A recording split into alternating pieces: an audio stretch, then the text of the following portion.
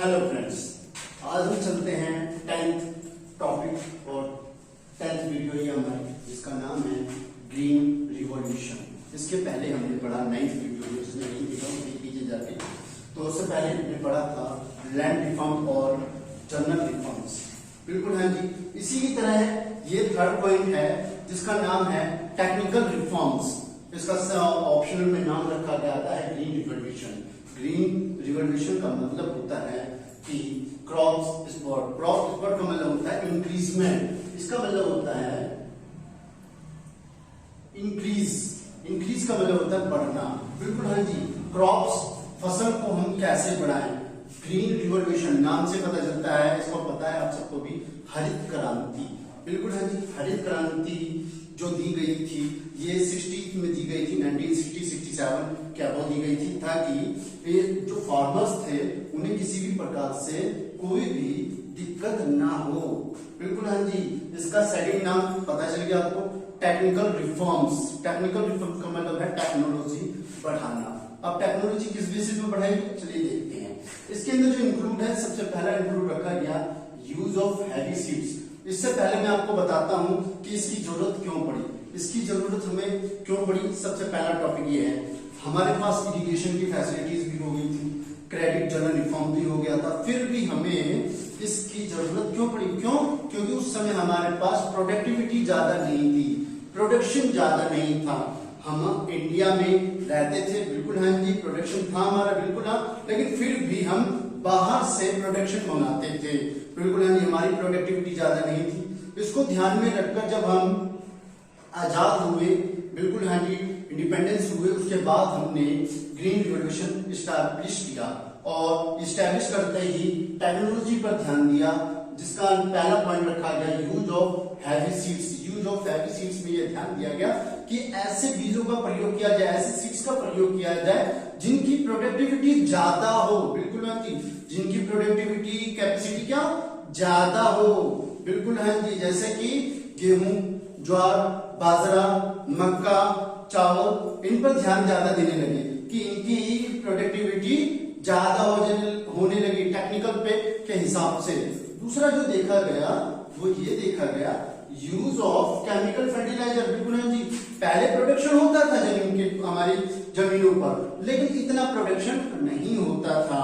इसलिए टेक्नोलॉजी पर इफेक्ट करते हुए हमने क्या करा, हमने यूज ऑफ केमिकल फर्टिलाइजर। बिल्कुल हाँ जी, केमिकल फर्टिलाइजर मतलब समझा देता हूं, मतलब ये है कि जो हम खेत पे फसल या क्रॉप करते थे उसमें सामान्य खाद का प्रयोग किया जाता था। सामान्य खाद कैसे, जैसे कि गोबर हो गया, वो डाल दिया जाता था अपने खेतों में, या फिर हम नदियों का जो जल कुंभी सड़ाकर उसको डाला जाता था ताकि उनकी उर्वरक क्षमता बढ़ सके, लेकिन वो ज्यादा प्रोडक्टिविटी नहीं करते थे।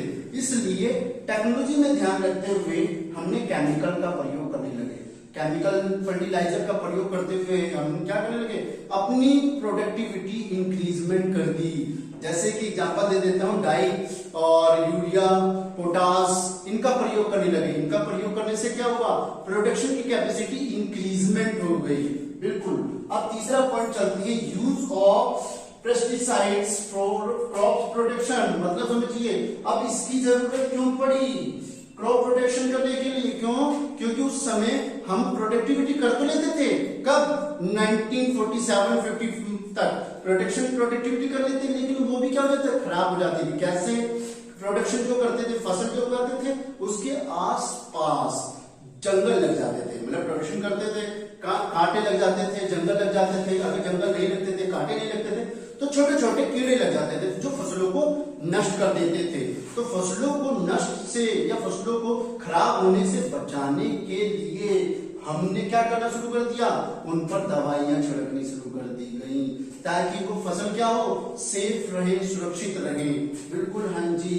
अब चलते हैं चौथा पॉइंट, नेक्स्ट पॉइंट, जिसका नाम है, नाम से आपको पता चलेगा, साइंटिफिक फार्म मैनेजमेंट। बिल्कुल हाँ जी, साइंटिफिक मतलब होता है विज्ञान। बिल्कुल हाँ जी, सोच समझकर। बिल्कुल हाँ जी, साइंटिफिक फार्मिंग मैनेजमेंट का मतलब है कि हम जो भी अब क्रॉपिंग करेंगे उसमें भी हम ध्यान देंगे, और जहां पर हम फसल उगा रहे हैं वहां पर भी ध्यान देंगे। अगर जमीन, किसी भी जमीन के टुकड़े पर अगर हम गेहूं उगा रहे हैं, गेहूं उगाने के बाद अगर हम तुरंत कुछ और प्रोडक्शन या गेहूं दोबारा उगाने की कोशिश करते हैं तो क्या होता है, गेहूं प्रोडक्टिविटी नहीं देगा। इसलिए हमें क्या करना पड़ता है, साइंटिफिक फार्म मैनेजमेंट, कुछ समय के लिए वो खेत छोड़ देना पड़ता है खाली। तो उसके लिए ऐसा क्या प्रोडक्शन किया जाए ताकि जो उसके मिनरल्स या उसके विटामिन जमीन के चले गए हैं वो वापस आ सके उस ड्यूरेशन में। इसके लिए हमें क्या करना पड़ेगा, उसके लिए 3 पॉइंट हमारे पास ध्यान दीजिएगा। Selection of crops and there quality, बिल्कुल हाँ जी, क्रॉप्स और उसकी क्वालिटी को सिलेक्शन करना है कि आपकी जो जमीन है उसमें उसकी साइंटिफिक जांच करके या उसकी जांच करके आपको ये पता करना है कि इस जमीन पर कौन सी क्रॉप्स बेटर होगी, बिल्कुल हाँ जी। दूसरा प्रिपरेशन ऑफ सॉइल, बिल्कुल सबसे ज्यादा जरूरी है जमीन को तैयार करना, मतलब आपके पास जो जमीन लैंड ऑफ पीस है, जमीन का टुकड़ा है, उसे तैयार कीजिए ताकि वो क्या कर सके, प्रोडक्शन की कैपेसिटी बढ़ा सके। अब चलता है rotation of crops. Rotation of crops समझ लीजिए। रोटेशन ऑफ क्रॉप्स का मतलब है अगर आपके पास ये जमीन का टुकड़ा है, इस जमीन के टुकड़े में आपने गेहूं वीट का प्रोडक्शन किया है, तो वीट की प्रोडक्शन करने के बाद में आपने 4 मंथ के लिए जमीन खाली छोड़ दी। उसके जो गेहूं का प्रोडक्शन हुआ है उस समय क्या होता है, उस समय जमीन के जितने मिनरल्स हैं वो उसके प्रोडक्शन के साथ चले जाते हैं, तो उस समय उसके लिए 4 महीने छोड़ा जाता है। तो साइंटिफिक क्या कहता है, साइंटिफिक कहता है 4 महीने छोड़ो मत, ऐसा कोई और प्रोडक्शन कर दो उस जमीन के टुकड़े पर विद इन 4 मंथ के लिए, ताकि उसके जो मिनरल्स गए हुए हैं वो वापस आ सके, एक्स्ट्रा मिनरल जो उसके पास हैं वो खर्च हो सके। इसके लिए रोटेशन ऑफ क्रॉप्स किया जाता है, साइंटिफिक फार्मिंग की जाती है कि एक छोड़ा दूसरा लिया, एक छोड़ा दूसरा लिया। जैसे गेहूं की फसल करी, गेहूं की फसल जब निकल कर आ गई या मक्के की फसल निकल कर आ गई तो हमने क्या करा, हमने तुरंत आलू की फसल कर दी, आलू बो दिए या अनदर वेजिटेबल बो दिए एक्सेट्रा। अब जो लास्ट है ग्रीन रिवोल्यूशन में, उसका नाम है मशीन मीन्स ऑफ कल्टीवेशन। हाँ जी, मशीन मीन्स का मतलब है कि अब हम या किसान जो है हमारे फार्मर्स हैं उनको अब ज्यादा दिक्कत नहीं होगी। तो अपन क्या करने के लिए, कल्टीवेशन करने के लिए किससे कर सकते हैं, वो मशीन से कर सकते हैं, जैसे कि ट्रैक्टर, थ्रेशर, कंपाइंडर एक्सेट्रा, ये सब मशीन की मेथड से हम कर सकते हैं। ये तो था हमारा ग्रीन रिवोल्यूशन। ग्रीन रिवोल्यूशन पता चला आपको। ग्रीन रिवोल्यूशन के बाद अब हम जो पढ़ने जा रहे हैं वो पढ़ने जा रहे हैं अचीवमेंट्स। जाहिर सी बात है अगर कोई आपके यहाँ पर आया उसके पॉजिटिव और नेगेटिव 2 पॉइंट होते हैं। पॉजिटिव पॉइंट का मतलब है अचीवमेंट, नेगेटिव पॉइंट का मतलब है लिमिटेशन। ये 2 पॉइंट जरूर होते हैं। अगर आप कोई भी कॉइन टॉस करते हैं तो हेड एंड टेल 2 चीज आता है, सेम टू सेम यहाँ पर भी ग्रीन रिवोल्यूशन के भी 2 पॉइंट है। पहला है अचीवमेंट्स, दूसरा है लिमिटेशन। इन दोनों पॉइंट को समझना जरूरी है। आपके एग्जाम में जरूर आ सकता है या पूछा भी जाता है कि ग्रीन रिवोल्यूशन के इंडिया के अंदर अचीवमेंट्स क्या हैं या फिर लिमिटेशंस क्या हैं इन इंडिया। ध्यान दीजिएगा, पहला इंक्रीज इन क्रॉप प्रोडक्टिविटी। बिल्कुल हाँ जी, इंक्रीज इन क्रॉप प्रोडक्टिविटी। जब हमने ये नहीं लेकर आए थे उस समय 1951 में 660 केजी पर हेक्टेयर के हिसाब से हमारे यहाँ पर गेहूं का प्रोडक्शन होता था, वीट्स का प्रोडक्शन होता था। लेकिन करंट जो सर्वे की गई 2018 और 19 में वो ये ध्यान दिया गया कि ग्रीन रिवोल्यूशन के कारण हमने क्या करा, 3408 केजी पर हेक्टेयर की कैपेसिटी बढ़ गई। बिल्कुल हाँ जी, हमने क्या करा, ग्रीन रिवोल्यूशन के इफेक्ट के हिसाब से अपनी प्रोडक्शन की प्रोडक्टिविटी बढ़ा दी, कैपेसिटी बढ़ा दी, जिससे क्या हुआ, हम नंबर 1 बन गए। अब हमें किसी भी तरह से पहले की तरह दूसरे पे डिपेंड नहीं होना, अपना प्रोडक्शन खुद कर रहे हैं, अपना खुद के लिए कर रहे हैं, किसी को डिपेंड नहीं रखना। दूसरा चलता है मार्केटेबल सरप्लस। इसका मतलब समझ लीजिए, मार्केटेबल सरप्लस का मतलब होता है कि वो सिचुएशन जिसमें फार्मर क्या करेगा, फार्मर अपने सब्सिस्टेंस फार्मिंग के साथ कमर्शियलाइज फार्मिंग भी करेगा। बिल्कुल हाँ जी, ध्यान दीजिए, मार्केटेबल सरप्लस का मतलब है कि वो सिचुएशन जिसमें फार्मर अपने सब्सिस्टेंस फार्मिंग के साथ साथ कमर्शियल फार्मिंग भी करेगा। मतलब समझा देता हूं सपोज दैट मैं हूं, मेरे पास एक जमीन का टुकड़ा है, उस टुकड़े पर मेरी जो कैपेसिटी थी पहले वो 400 केजी थी, जिनमें से मैं विदिन 1 ईयर में 100 केजी यूज कर लेता था, 100 केजी यूज कर लेता था सब्सटेंस फार्मिंग के लिए। तो मैं सेलिंग कितनी करता था, 300 केजी ही सेलिंग करता था।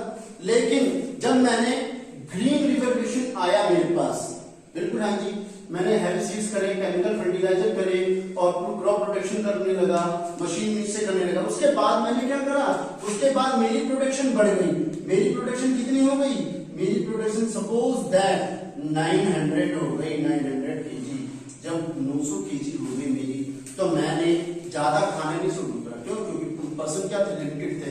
मैं आज भी 100 केजी ही यूज कर रहा हूं। कौन से सब्सटेंस फार्मिंग के लिए आज भी मैं 100 केजी ही यूज कर रहा हूं। तो बच कितने गए मेरे पास, बिल्कुल हाँ 800 केजी बच गया।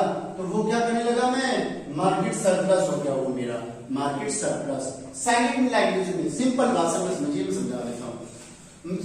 सेकंड लैंग्वेज में ये कहता है कि पहले क्या था, मैंने जितना प्रोडक्शन करा उतना खाया, कुछ नहीं बचाया। जितना प्रोडक्शन मैंने पहले करता था 1950 में, उतना का उतना खा लिया, कुछ नहीं बचाया।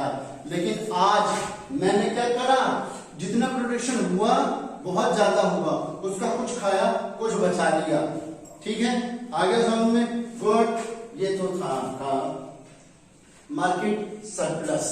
इसके बाद आगे चलते हैं, जिसका नाम है चेंज इन फार्मर्स आउटलुक। बिल्कुल हाँ जी, चेंज इन फार्मर आउटलुक का मतलब क्या है, फार्मर पहले क्या थे, फार्मर पहले सिर्फ और सिर्फ सब्सिस्टेंस फार्मिंग पर ही फोकस करते थे कि उनको जो जरूरत है के हिसाब से वो अपने प्रोडक्शन करते थे, उसके बाद वो कुछ नहीं करते थे। जयराम जी की उनका ये मानना था कि सिर्फ अपना ही करना है, मार्केट जाए कहीं पर भी, किसी से कोई मतलब नहीं है। बिल्कुल हाँ जी, उनका आउटलुक चेंज हो गया, उनका नजरिया क्या हुआ, आउटलुक का मतलब नजरिया, ध्यान देने का तरीका चेंज हो गया।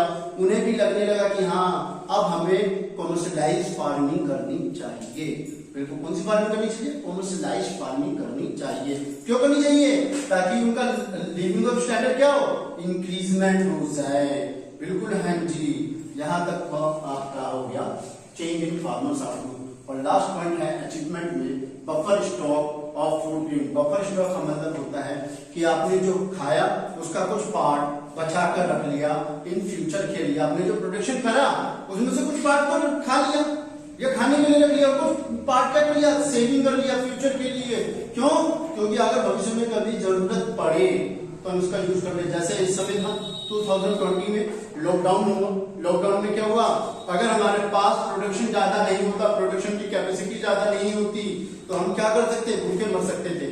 काफी पर्सन थे जो भूखे मर जाते, उनके लिए गवर्नमेंट ऑफ इंडिया ने, भारत सरकार ने क्या करा, उनके लिए भारत सरकार ने जो बफर स्टॉक कर रखे थे, बिल्कुल हाँ जी, गेहूं चावल जो बफर स्टॉक कर रखे थे, वहां से उन्हें फ्री ऑफ कॉस्ट प्रोवाइड करवाया गया। बिल्कुल हाँ जी, सप्लाई करवाइए फ्री ऑफ कॉस्ट, इससे जुड़ा गया बफर स्टॉक। अब चलते हैं इसकी लिमिटेशन के बारे में।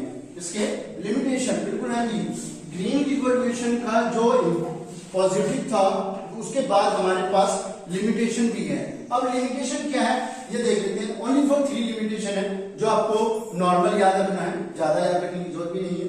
पहला जो है लिमिटेड क्रॉप, बिल्कुल हाँ जी, इसका वैसे तो हमने यूज करने की बहुत सारी कोशिश की गई, बहुत सारे क्रॉपों पर, लेकिन लिमिटेड क्रॉप पर ही हो पाया। और वो क्रॉप कौन थे, ओनली 2 टाइप्स के क्रॉप थे। कितने टाइप्स के क्रॉप थे, 2 टाइप्स के क्रॉप थे। कौन कौन से, सिर्फ 2 ही क्रॉप पर ज्यादा ध्यान दिया गया, गेहूं और चावल। गेहूं और चावल ही ऐसे प्रोडक्शन की कैपेसिटी रखते थे जो ज्यादा हो जाते थे। बिल्कुल हाँ जी, ज्यादा से ज्यादा प्रोडक्शन उनका हो जाता था। उसके बाद में अब चलते हैं लिमिटेड फार्मिंग पॉपुलेशन।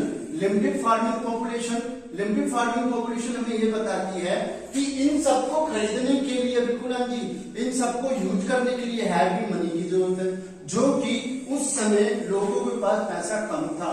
बिल्कुल, तो उन्होंने क्या करा, तो उन्होंने लिमिटेड फार्मिंग पॉपुलेशन, कुछ ही पर्सन इसका यूज कर पाते थे।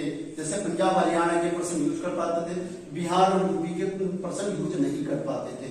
शुरुआत में जब ग्रीन रिवॉल्यूशन स्टार्ट हुआ था तो सिर्फ और सिर्फ 7 स्टेट में ही स्टार्ट किया गया था, ज्यादा स्टार्ट नहीं किया गया था।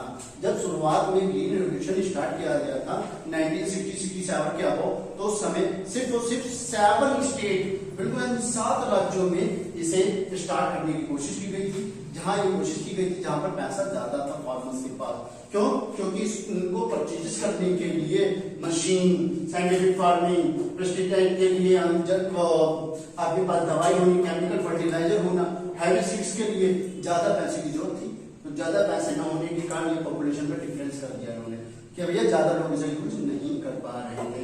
अब आता है 6 point soil degradation. Soil degradation का मतलब है अगर आप ज्यादा से ज्यादा, बिल्कुल आप ध्यान से सुनिएगा, सॉइल डिग्रेडेशन का मतलब है अगर आप ज्यादा से ज्यादा केमिकल फर्टिलाइजर का यूज कर रहे हैं तो आप कैपेसिटी तो बढ़ा रहे हैं अपने प्रोडक्शन की, लेकिन एक समय ऐसा आएगा जब आपकी लैंड की कैपेसिटी ही खत्म हो जाएगी। बिल्कुल जी, ज्यादा से ज्यादा यूज करने के बाद में किसी भी इंसान को खाना खिलाते रहो, काम कराओ, तो क्या हो जाएगा, वो पेट फट जाएगा, उसका काम नहीं कर सकता, ज्यादा मर ही जाएगा। बिल्कुल यही चीज है सॉइल डिग्रेडेशन में कि अगर आप ज्यादा से ज्यादा फर्टिलाइजर यूज करते हैं तो आपका क्या हो जाएगा, सॉइल डिग्रेडेशन हो जाएगा, खत्म हो जाएगा। अब यहाँ तक आपका 3rd चैप्टर और 10वां जो आपकी वीडियो है ये खत्म होती है। अगर आपको किसी प्रकार से कोई डाउट है तो कमेंट बॉक्स में जरूर लिखिए। Thank you.